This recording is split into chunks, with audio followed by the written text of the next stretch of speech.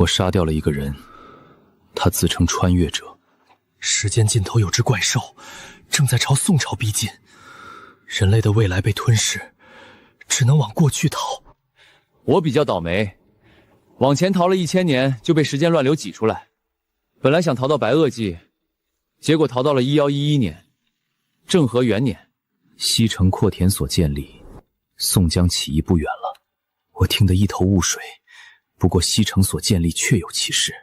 我家的地已经被征收，真可谓苛政猛于虎，赋税胜于蛇毒。你已经被我感染了，这是名为知识的病毒。于是我杀了他。我杀人的时候手心都是汗。我知道病毒不是好词，和疫病有些相似。最可怕的是，我不应该知道这些。这些莫名其妙的词汇常使我半夜惊醒。哪怕我已经把他的尸体烧了，跳进河里洗得干干净净，仍然没有用。我懂得的知识越来越多，我更加睡不好觉。某天我心里升起一个大逆不道的想法，凭什么我要当农民？王侯将相，宁有种乎？但想了想，又翻身睡了。后来我才意识到，我不该回家的。最先变的是我夫人，她脸上那股憨厚木嫩没了。然后是我儿子，也不再像从前那样听我的话，连邻居都变得神神叨叨，张口闭口说什么天文学。我又想起那句话，我的知识是不完整的，甚至存在谬误，不要妄图去补全它，否则你们会引来怪兽的随从。我就是因为太怕才杀了他，可还是发生了。夫人，别去想那些东西，咱们恪守本分，好好过日子。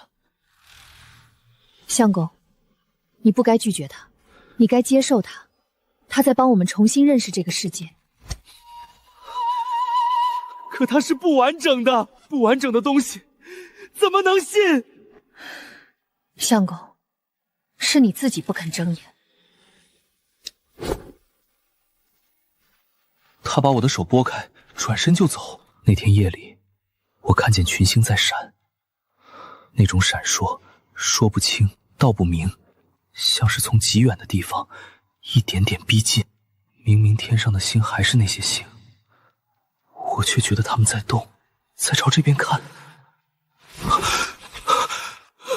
他们要来了，我们快逃！相公，你疯了。我没疯，疯的是村里的人。他们不种地了，开始开矿。我真是个贪生怕死之徒。可我告诉自己，我是为了全人类。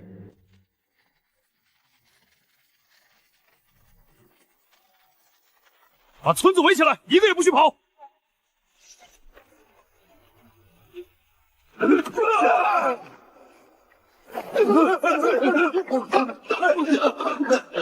有妖术！着火了，快退！是火器，他们居然把火器都弄出来了。你还是这么顽固不化，只能把你关进教室了。我被绑回了村里，捆在墙柱上。机械之理，先明受力，再谈传动。杠杆、省力、滑轮、齿轮，皆有其法。他在黑板前讲，我脑子里却一个字一个字自己长出来。那些本不属于我的东西，全都往里钻。求求你，别讲了，放过我！不行，答对我3个问题，你才能出去，不然你想一辈子被关在这儿吗？你们敢杀官兵，就不怕官府追究吗？就算你们有火器，人数也有限。等朝廷大军一来，你们拿什么挡？陆谦，你为何总觉得武力才是立足之本？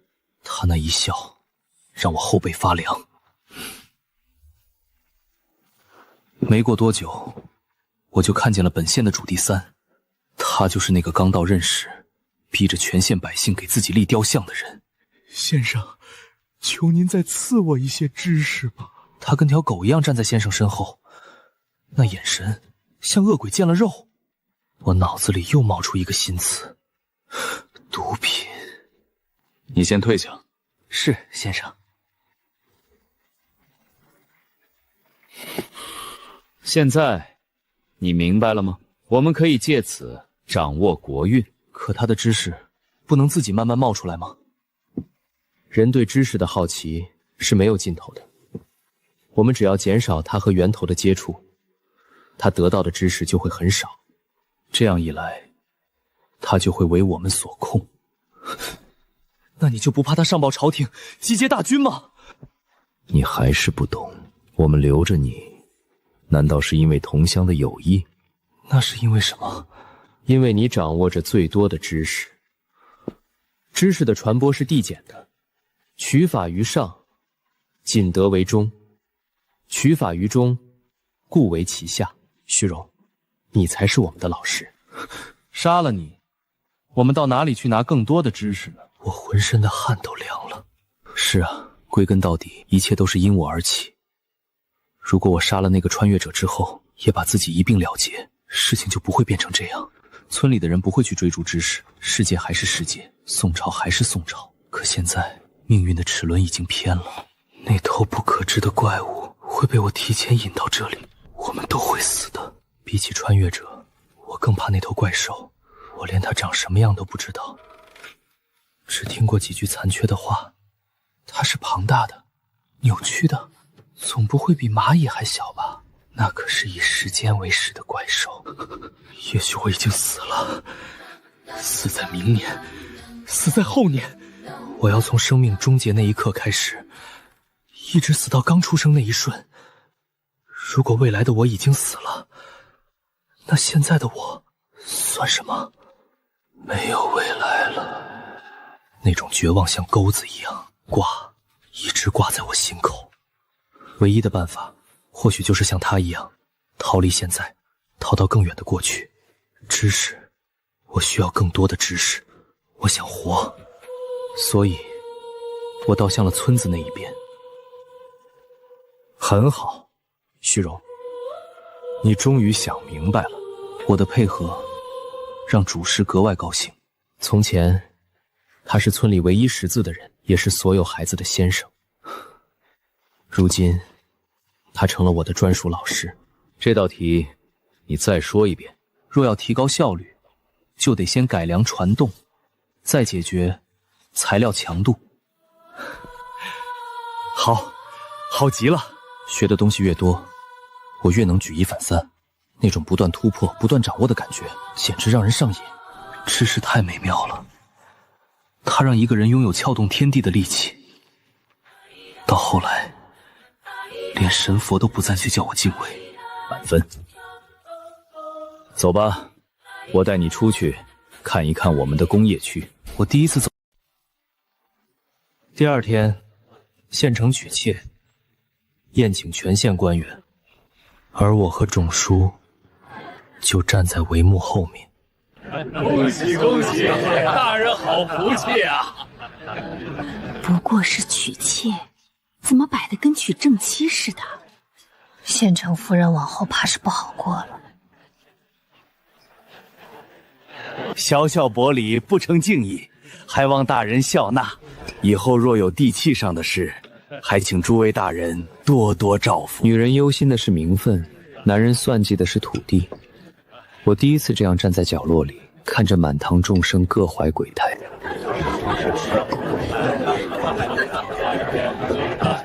徐先生，县城大人请您。一拜天地。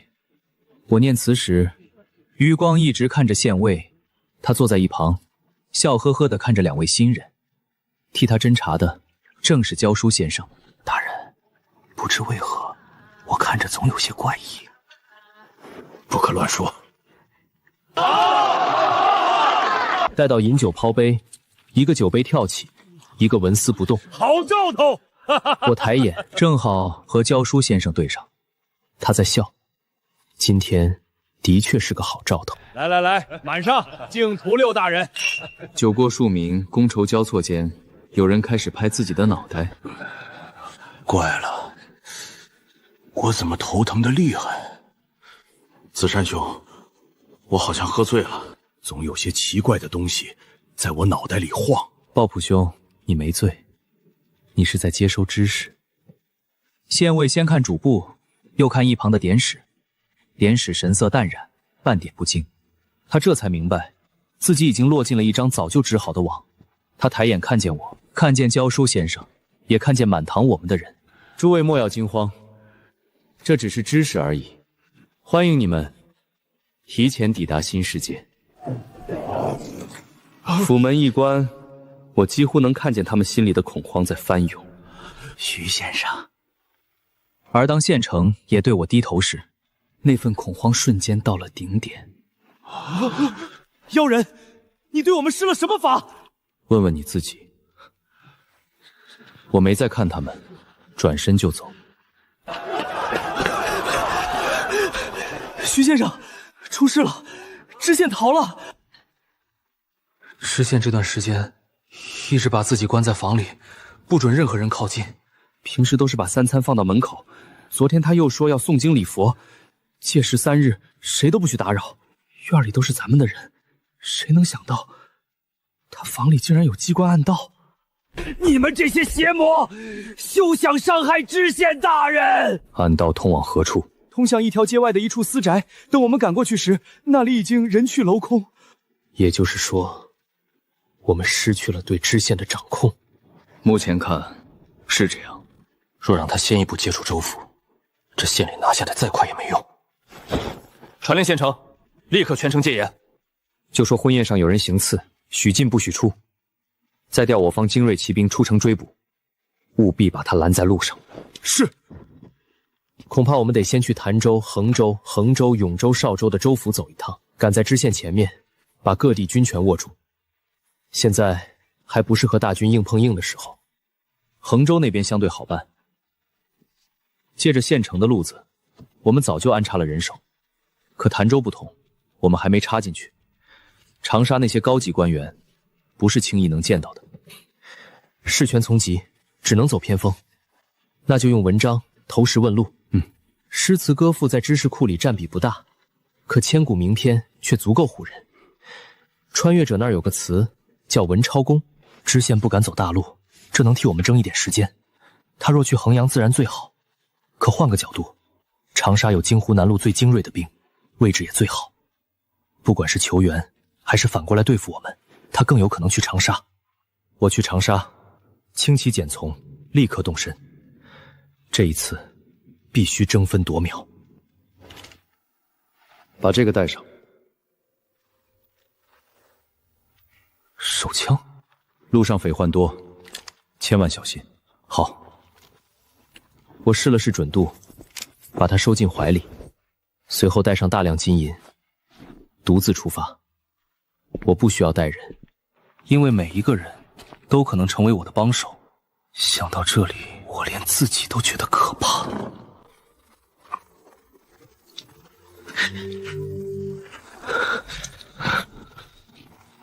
枣红马一路飞驰，起初我死死贴在马背上，心都快跳出来了。过了许久，我才敢一点点直起身。入夜后，我在一处驿站歇脚。可一对上那匹马的眼睛，我心里又生出一阵说不出的寒意。知识的传染，真的只对人有用吗？马兄，你会说话吗？客官可真有意思，我见过的马没有1000也有800，就没见过会说话的。我看着马被牵去后院，心里的猜忌却一点没散。我这疑心病好像越来越重了。也许是知道的越多，才越觉得自己渺小。知识太伟大了，它像把刀，把世间万物一层层剖开。可我拥有的就是全部吗？不是。宇宙太大，我所有的知识也不过来自一个穿越者。他都不能全知无能，何况是我。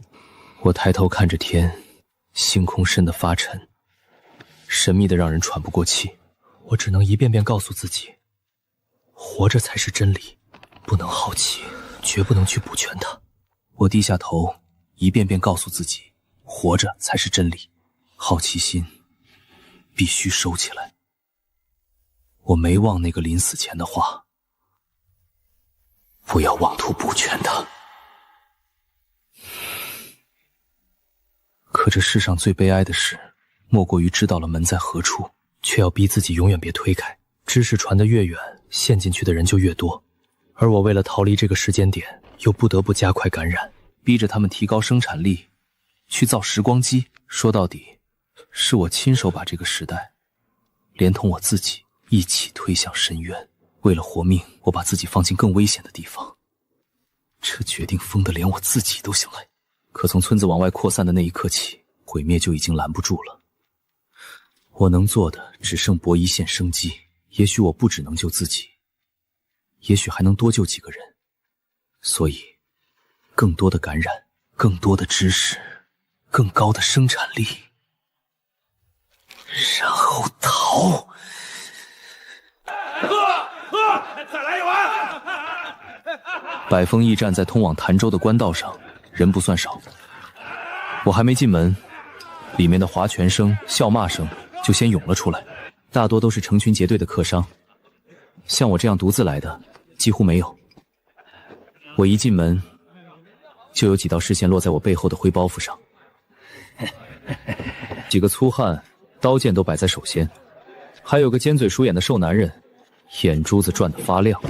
客官，您要些什么？看着安排。好嘞，您稍等。我刚坐稳，一个风梨的女人就坐到了我对面。客官，这是第一次出远门。你是？我是这家驿馆的老板，姓夏。有何指教？指教谈不上，就是提醒客官一句：出门不带刀剑，可不大安全。何况客官这包袱沉沉的，再往前走，怕是有些困难。包袱里装的都是打点用的金银，被人盯上本就在意料之中。夏老板，应该不只是提醒我吧？客官瞧见左边靠里的4桌没有？瞧见了。那4桌是去潭州的商队，护卫都是狠角色。你给我3两银子做介绍费，我帮你说和，他们能保你平安到潭州。姑娘好意，我心领了。只是我有急事，等不得商队慢行。那也行，驿站里还有几把快刀，1两银子一把，客官要不要？刀不会使，剑也不会。那客官可得小心了，在驿站里自然无事，出了门可就未必了。他这话是提醒，也是试探，更像是在替某些人先打招呼。用过饭后，夜已深了，我只打算睡3、4个时辰，天一亮就走。必须赶在知县前头到长沙，给自己抢一个和平发展的空档。可刚吹灭灯，我就知道窗外有人。我没出声，只是把枪上了膛，枕着包袱，半睁半半闭地熬到天亮。一丝亮光透进来时，我立刻睁了眼。种田的人，起早是刻在骨子里的。正是这些习惯，让我知道，我还是我，不是知识捏出来的另一个影子。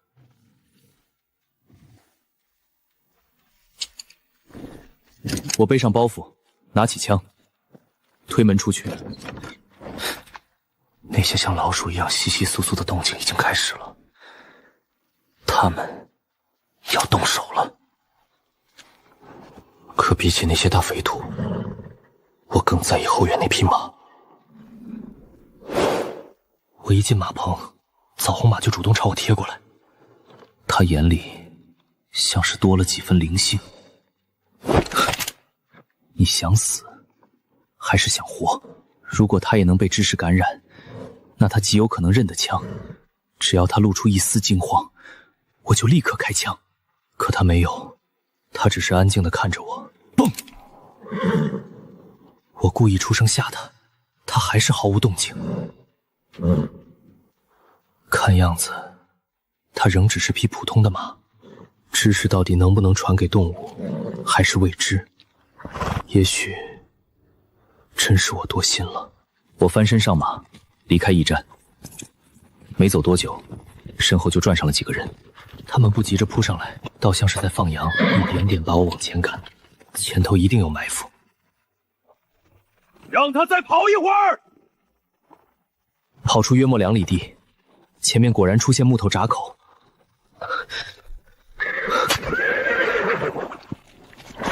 几个糙汉提着刀守在路中间，左右两边全是泥泞田地，前有拦路，后有追兵，换了旁人只能等死。玉，几位好汉，行个方便。哈哈哈哈！10两银子还不够我山上兄弟一日吃喝。把你的行囊包裹留下，我许你下马离开。看你这模样，也不像富贵人家。这些金银8成是偷来的，速速留下，往北逃命去吧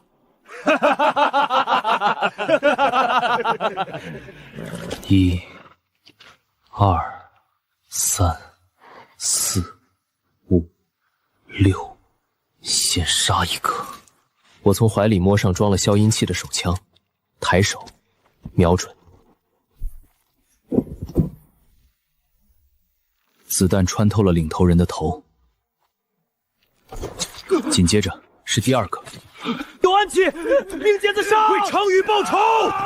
他们还以为自己靠得近些就能赢。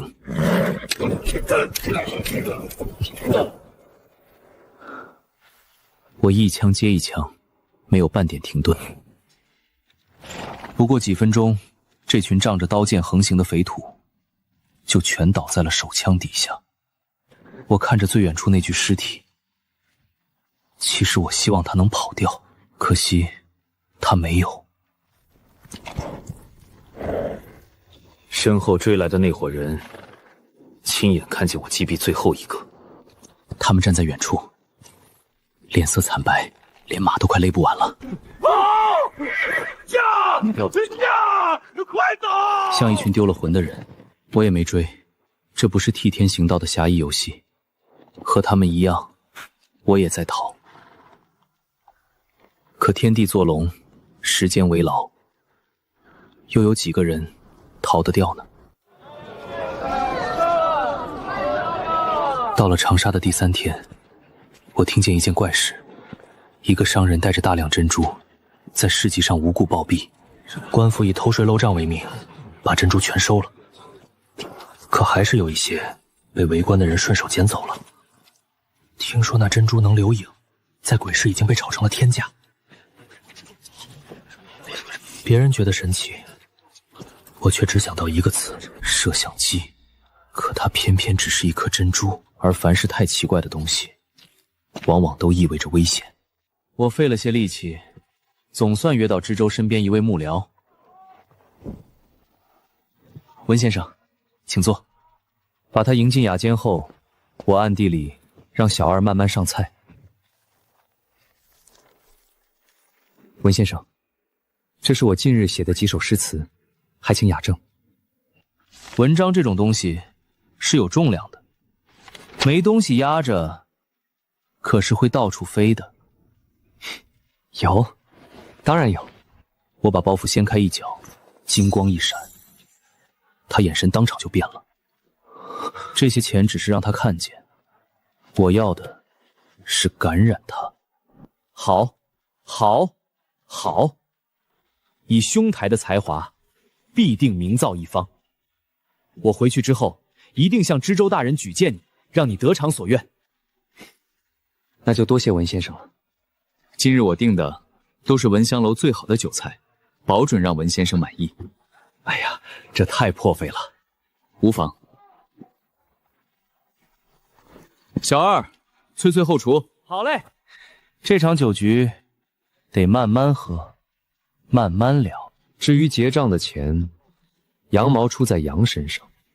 等他被感染之后，他的钱自然也是我的钱。随着我开发的知识越来越多，我对4级感染者的控制也越来越明显。这也是为什么当我交出足够的成绩后，教书先生就放我出了教室。他们放我出来，不只是因为我配合，再学下去，我会超过他们。他们既盼着我超过他们，好从我这儿拿到更多知识，又怕我超过他们，变成唯一的统治者。可在这种矛盾里，知识瘾永远占上风。只有一件事，我始终没想明白，为什么我没有知识瘾。来，满上！酒一杯接一杯下去，酒儿渐渐喝得迷糊了。徐兄弟，可知南市那桩珍珠案？听说了，最近传得很厉害，说鬼市上一颗都值100两。100两？现在是千金难求。不过是留影而已，怎么会贵到这地步？王公贵族拿来取乐，大家闺秀拿来留影，可最要紧的是谍报暗探。只要轻轻一捏，整座闻香楼上到6层，下到1层，事无巨细，全记得清清楚楚。这哪是留影，简直像透视。这东西果然有古怪。如今知州大人正为这事儿头疼，下令全城清查，一颗都不能漏。可这玩意儿又没数，商人卖出去多少，谁知道？旁人捡走多少，更难找。那知州大人打算怎么办？表个态罢了。府库里的珍珠数目都未定，满朝文武，谁不想要？文先生，你喝醉了。我没醉，我只是想问你，你想买吗？文先生有货源，他表面醉得东倒西歪，脑子却清楚得很。说1000道1万，他还是冲着我兜里的钱来的。财帛动人心，可惜他拿不到。徐兄弟，有些话不必说得太明，只要你要，3天之内我给你搞一颗来。要价多少？800两纹银。被抓到不会掉脑袋吧？不会，没那么严重。长沙的珍珠这么多，谁知道你手里那颗是哪颗？看他这副模样，我倒觉得长沙上下未必真的清白，说不定这些官员早就沆瀣一气，明着严查，暗里抬价，上头有交代，底下有油水。温先生，我还是觉得不妥。是价格不妥？那倒不是，只是这珍珠太奇诡，恐怕不是什么好物。徐兄弟还是胆子小了，等我带你亲眼见一见，你就知道了，一点都不可怕。真好，无知者无畏。可他很快就会知道，知识带来的从不是单纯的开眼，还有所求，还有恐惧。一夜很快过去，天亮时，他终于从床榻上醒了。他晃了晃脑袋，抬头看我，震惊、疑惑、迷茫。这个世界不是这样！不，我以前知道的不可能是错的。星空、宇宙、天地为什么会是这样的构成？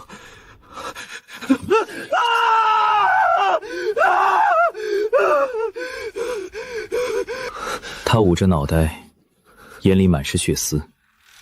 知识涌进去的时候，人会先碎一次。有时候我也会想，徐荣是不是早就被知识杀死了？现在站着的不过是踩着他尸体长出来的另一个人。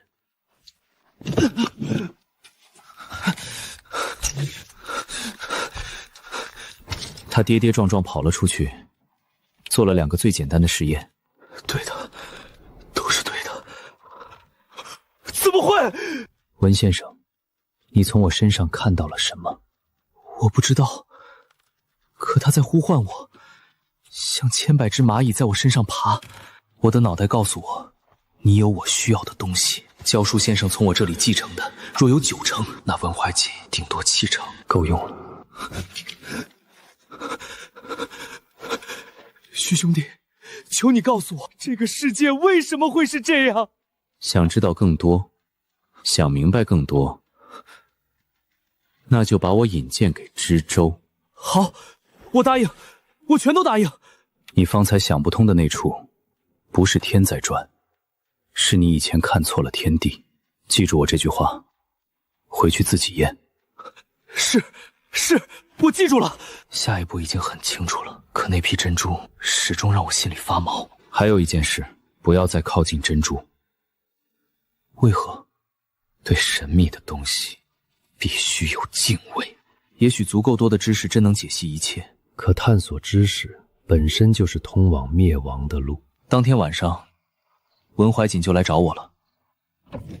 徐兄，知州已经答应见你，他看了你的词集，连道3声好，说一定要见见你。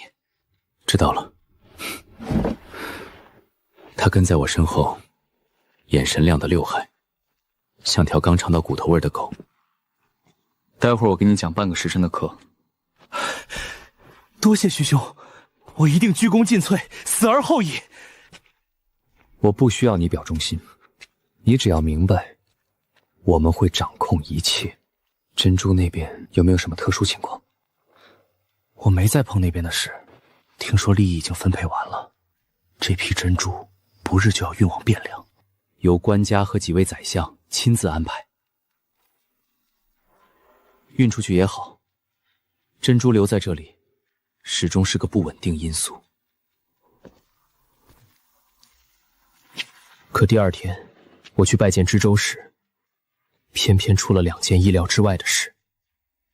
第一件，知县李文友，我进知州府院时，他刚好从里面出来。他不认得我，我却认得他。他竟先我一步见了知州，他们说了什么？知州信了多少？大军会不会已经往衡州去了？虚荣啊，这词中精妙，我们改日再论。事情到了眼前，我不得不先去处理。自然是审案更要紧，大人请便。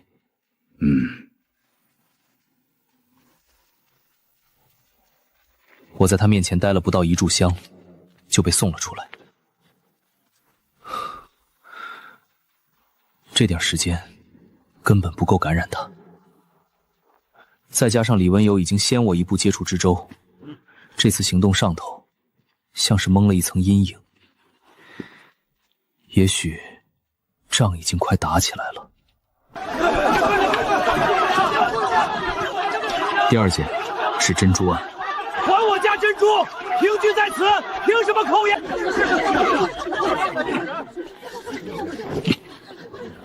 那个暴毙商人的儿子突然带着交税凭证出现了，他当众证明那批珍珠是合理纳税，不该由官府扣押。他带人堵在官府门前，闹得不可开交。珍珠案我不宜掺和太深，我一路回了租住的院子，脑子里反复想着刚才和知州见面的每个细节。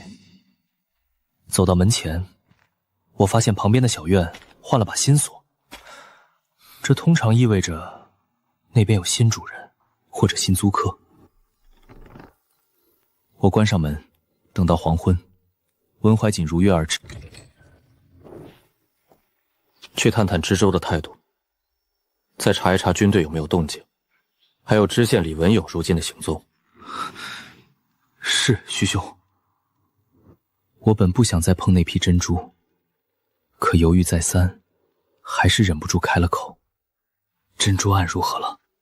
商人之子罗家树带来的凭证数实，那些珍珠都是合理纳税。他既是继承人，自然拥有那批珍珠的所有权。然后呢？知州把珍珠还给他了？没有。知州已派人去查罗万成收购珍珠的地方，他说等核查清楚了再归还。若真要还，第一种法子是采买一批普通珍珠，以次充好还给罗家祥；第二种是按原价收购。总之，因为民生闹得太大，原本要运走的珍珠暂时压后了。真是麻烦，本该运出长沙的珍珠，偏偏被这事拖住了。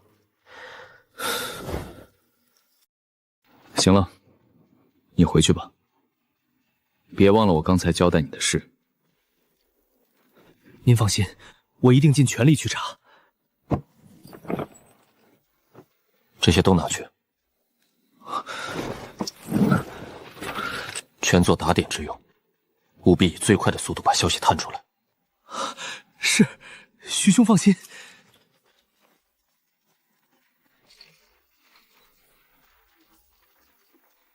我把带来的金银都丢给了他，可看着他走远，我心里还是没有半点轻松，像有一团很沉很浓的阴影正悬在我头顶，偏偏我又拿他毫无办法。谁？兄台好。声音很年轻，听着还带笑。有事？我自永州过来，在长沙无亲无故，今日买了好酒好菜，却无人对饮，实在遗憾。方才听见兄台似在叹气，所以特来请你去我那边喝2杯。也许是心里压得太久了，我竟没多想，就答应了。请。我们坐在凉亭里，一杯接一杯，喝到后来，我自己都不记得喝了多少。这些日子，我心里的压力太重了，偏偏无人可以诉说。哎，兄台何故抽泣？我忽然想起从前的日子，老婆、孩子、热炕头。杀了穿越者之后，我之所以一直撑着，不过是怕他们孤儿寡母在这世道不好过。可等我回了家，他们却都变了。到最后，我竟只能为自己活着。睹月思人，伤感罢了。唉，我父亲月前在市集暴毙，我也苦闷得很。他这句话一出口，我浑身的醉意顿时散了大半，身体先一步发冷了。还未请教兄弟姓名。在下罗家树。罗家树，这3个字像一道雷直接劈在我脑子里。自从听说珍珠一事，我一直刻意绕着他走。先是文怀瑾主动提起卖珍珠，如今商人的儿子竟又住到了我隔壁，偏偏我还答应了他的要求。眼下话头也正一点点往珍珠岸上引，这一连串巧合实在太巧了，像有一只看不见的手正抓着我，一步一步往深处推。文怀瑾、知州，他们会不会都是因为碰了珍珠才被送到我面前来的？那不是人安排的，那是某种我不该理解的东西。兄台认识我？南市的珍珠案，我略有耳闻。世人都以为那珍珠是好物，却不知道里面藏着什么。既然避不开，那就听。我父亲的死，并非意外。果然，还是说到了这里。这事要从一个偏远的村子讲起。那村子里的人信一个不知名的神。我父亲从渔民口中听说那地方盛产珍珠，便特地去了。他说那村里供着一尊石像，像个漩涡，安放在整个村子最低的地方。每到日出鸡鸣，所有村民都会朝那石像跪拜，从高往低，一层层跪下去，像是恨不得把脑袋埋进深渊里。漩涡，又是漩涡，这东西绝不会只是巧合。因为父亲说这些的时候，脸上全是害怕，所以他后面那段话我记得特别清楚。那些从山坡上往下跪的人，不像是在拜神，更像是在朝拜一个从地狱爬出来的恶鬼。他们嘴里念着晦涩难懂的祷文，发出呜呜的低鸣。那一刻，好像有风从漩涡里吹出来，我听得后背一阵发紧。那风比海上还潮，站在高处都叫人喘不过气。这故事里的东西，已经不是知识能轻易解释的了。更惊悚的是，这一幕我见过。你也去过那个村子？不，我看到的不是村民，是我父亲。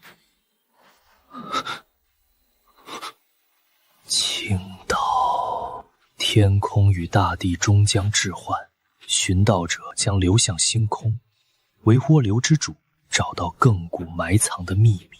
他说完便停下了，我什么也没说，只在沉默里和他碰了一杯。可听到这里，我的心口已经开始一下一下发紧，不能再听了。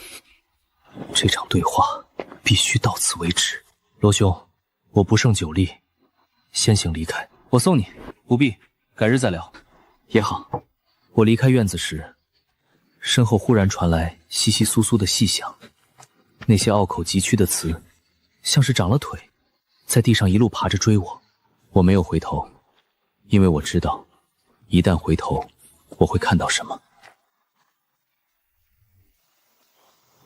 第二天一早，金莲好像什么都没发生过一样，主动和我打了招呼。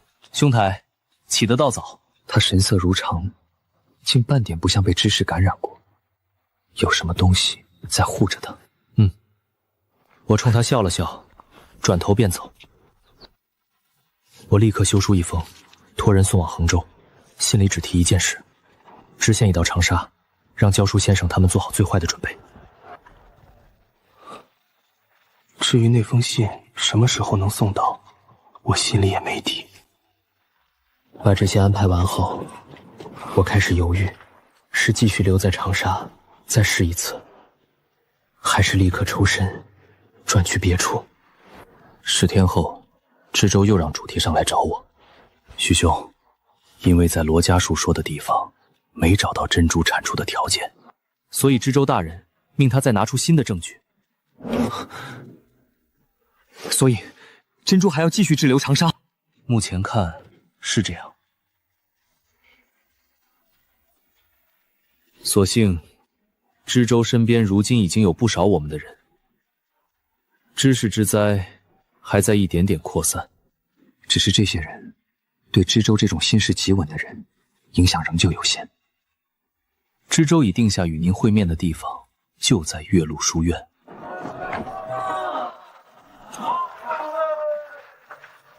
岳麓书院，长沙最有名的学府，在那种地方见面，听起来再寻常不过。可走到半路时，我心里却越来越不踏实，因为李文友这个人始终是个变数。朱傻猪皮查了这么久，居然连他的落脚处都没摸到。那人从知州府里出来以后，就像蒸发了一样。知州最近可有什么异常举动？除了忙珍珠的事儿，别的倒没有。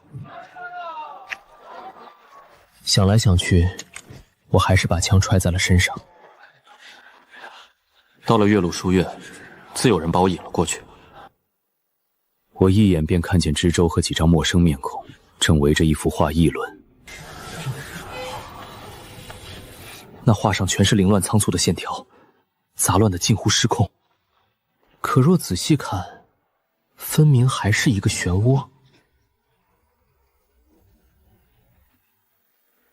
诸位，可曾见过这个图案？看着像是随手乱画的，似乎没什么含义。未必。长沙近日接连出了桩凶案，案发现场都有这个图案，或者与它相似的东西。死者的脸全都惊恐到了极点，像是活活吓死的。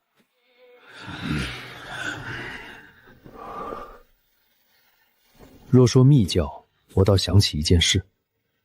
数年前我翻阅旧籍时，见过一个崇拜漩涡的宗门。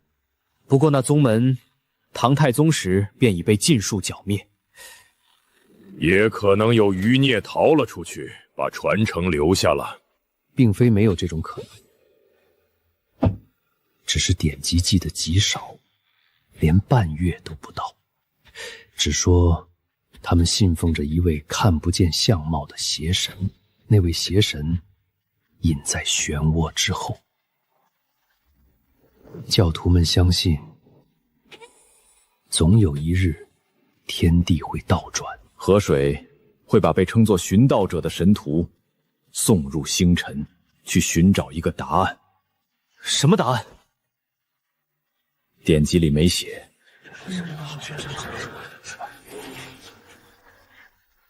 寻道者这个词，我已经不是第一次听见了。虚荣，你先等等。好，这是我少有能接近知州的机会。就算那幅漩涡图摆在眼前，我也不能现在转身就走。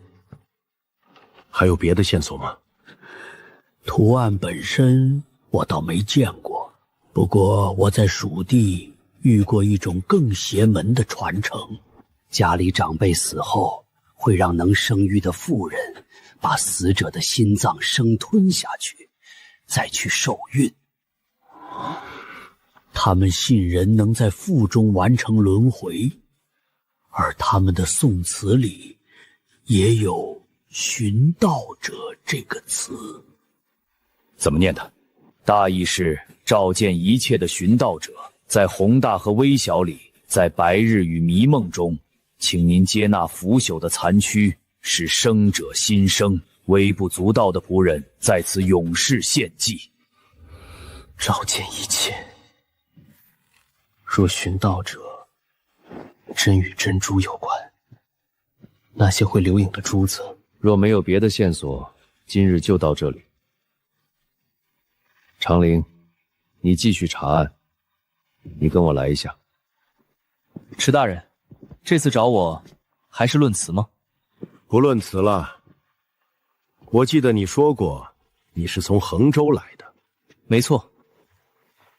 那你可见过永深县的乱党？来了，他果然不是随口叫我来论词的。禀大人，我没有去过永深县。有人说永营县兴起了一个乱党，极为猖獗，不费一兵一卒，只用了1个半月，就把永营县变成了乱党的大本营，连县里的官员都对他们死心塌地。果真有如此恐怖的乱党吗？在下未曾听闻，不敢妄自揣测，但想来应该没有这种事。果真没有吗？他这句话已经不是试探了。他身旁那个贴身护卫正像盯犯人一样盯着我。今天这场见面，果然是鸿门宴。你很厉害，各方面都是。你的词写得太好了，像你这样的人才，我不敢放心。今日与你见面，本就是试你。你应对得很妙，真假参半。可你这样的学识，不该籍籍无名。我派人去过衡州，根本没有叶万源这个人。假身份果然被他查穿了。一查再查，文怀瑾成了突破口。他太异常了。你来长沙不过数日，就把我的幕僚变成了你的心腹，真是好本事。他暗中打听知县李文友，可李文友不过刚来1日，连我与他都是初见。一个幕僚为何要去打听他？文怀瑾还是露了马脚，他手里有珍珠，能留影探情报。我防了这么久，还是没防住。衡州，李文佑，永城县。起初我对李文友的话还半信半疑，可等我察觉身边越来越多的人不对劲，我就明白了，他说的都是真的。你难道真以为我会被珍珠案绊住手脚，抽不出身？完了，大军已经从衡阳藩发往永城县，你所依照的那些下属也已经被我秘密羁押。预感还是成了现实。他既敢把话说到这一步，就必然布好了网。这长廊内外皆有弓箭手，如妨你已成瓮中之鳖，笼中之雀，束手就擒，即刻伏法。知州大人，你对我们的了解还是不够深。既然撕破脸，那就不必再装了，先死一个给你看看。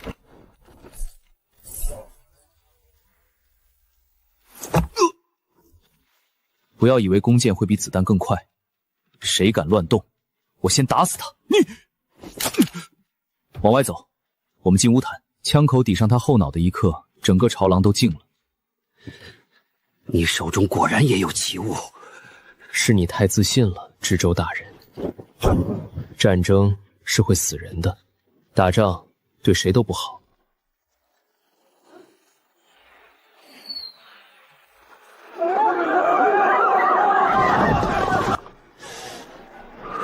抵达长沙第4天，我就收到了教书先生的来信。永城县局势已定，我们正向周边县城辐射，已派核心成员数名，伪装成商队，携带枪支弹药前往助你。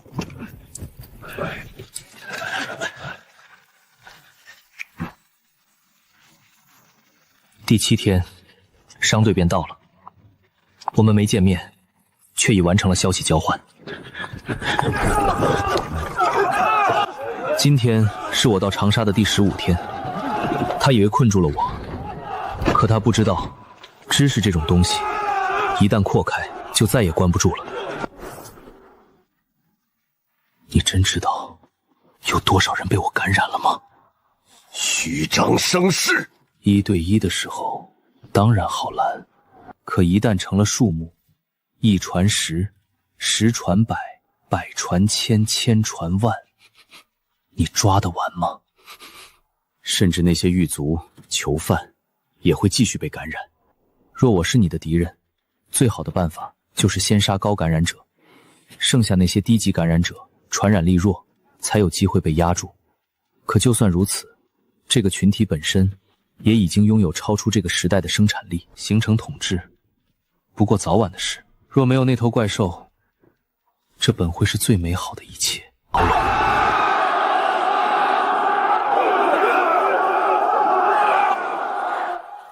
有刺客，快来人！不好了，各衙门都出事了！这一天，枪声卷过了长沙所有重要的行政机构。知州很快也会明白，知识到底会把人变成什么。把那批珍珠立刻运走。不，那不是珍珠，那是寻盗者。我不想招惹那个可能被叫做悬楼之主或者漩涡之主的东西。至于运送途中会出什么怪事，就不归我管了。我其实一直怕罗家树还会再来找我，可等我推开他的门，我才知道我想多了。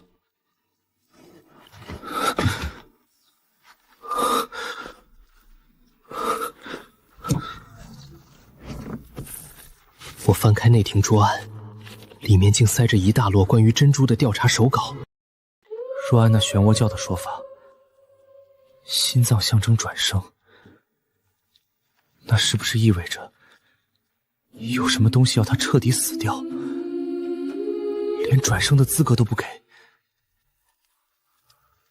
他查到了什么，冒犯了什么，我都不想知道。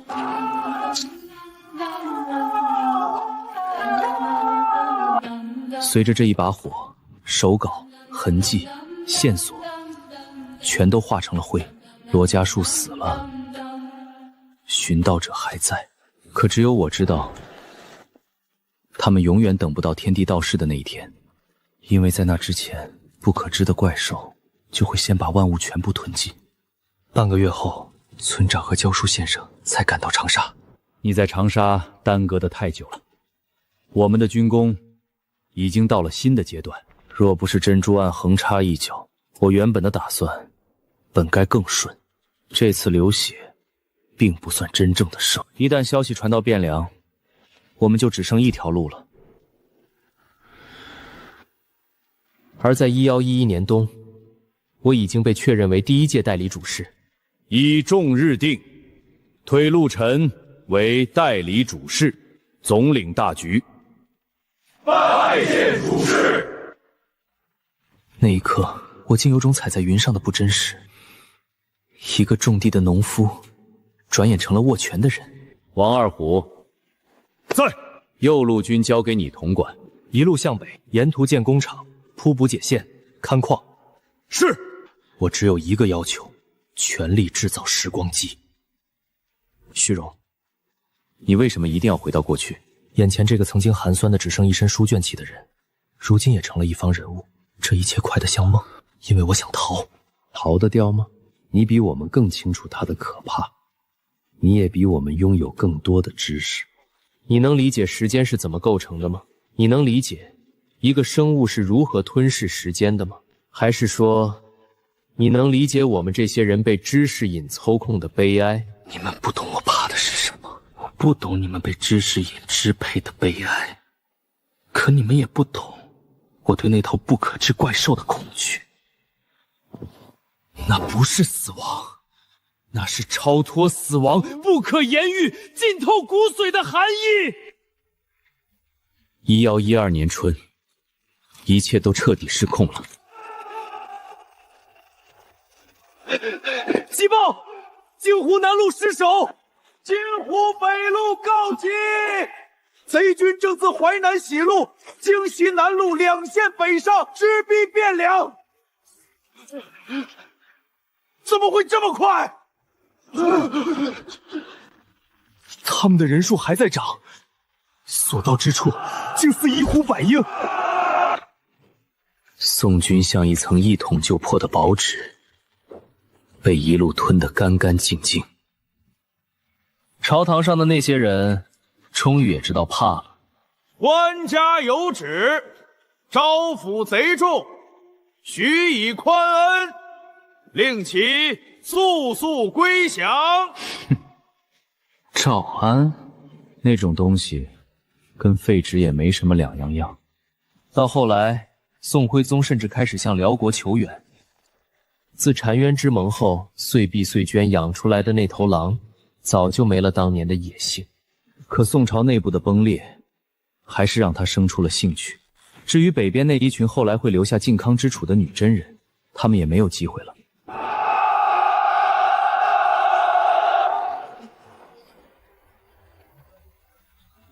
1112年5月，辽国还在隔岸看线。若松平想借兵，就得再让地，再加岁币。他们还在谈条件，可我们已经像闪电一样扑入过去。辽军溃了，他们怎么会两线齐进？不止两线，他们还能多线同时开战。我们有人力，有物力，限制我们的只剩行军速度。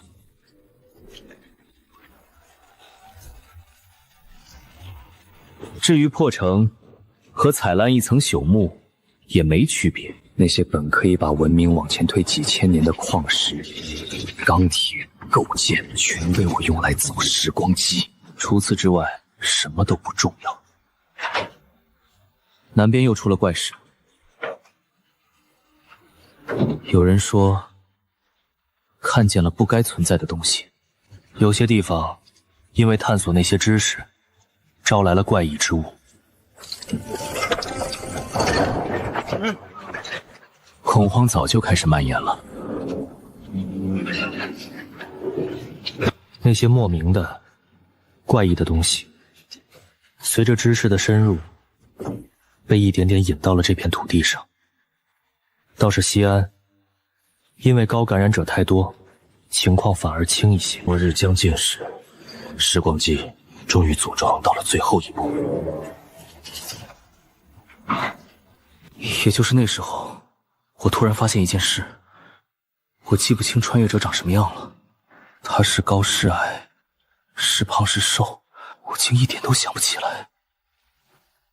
这是不是意味着他的存在已经被彻底抹掉了？然后，一个更可怕的问题冒了出来：如果那头怪兽吞掉了未来那条能制造出时光机的时间线，那穿越者就根本没有条件穿越。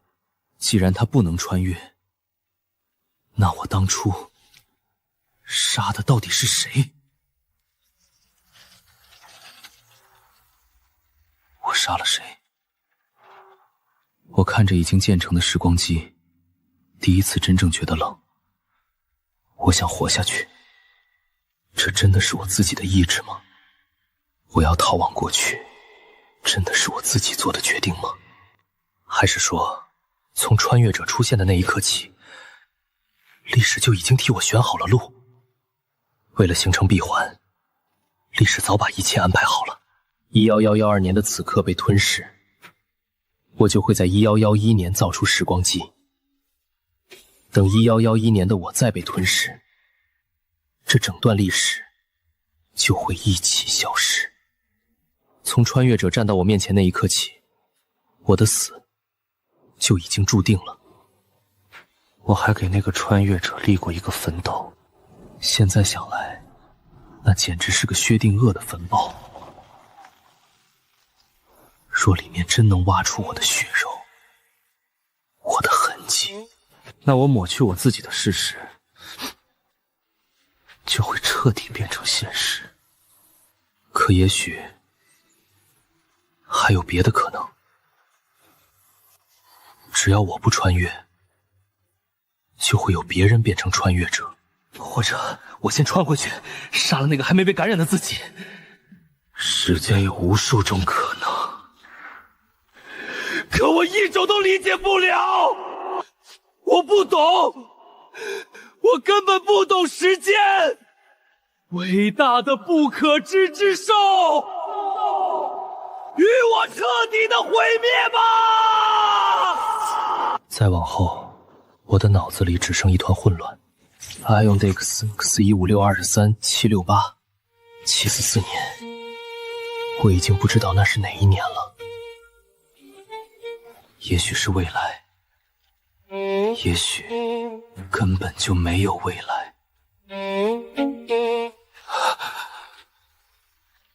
我的知识瘾犯了。原来不是我没有知识瘾，只是它来的比所有人都晚。又或者我从一开始就病得最重，只是直到现在才发作。给我知识再多一点，快！我追了一辈子的知识，最后也追上了我。我杀了穿越者，我传播了知识，我制造了时光机，我也终于变成了和他们一样的人。不，也许从来不是一样，也许我才是源头，也许那个穿越者就是我。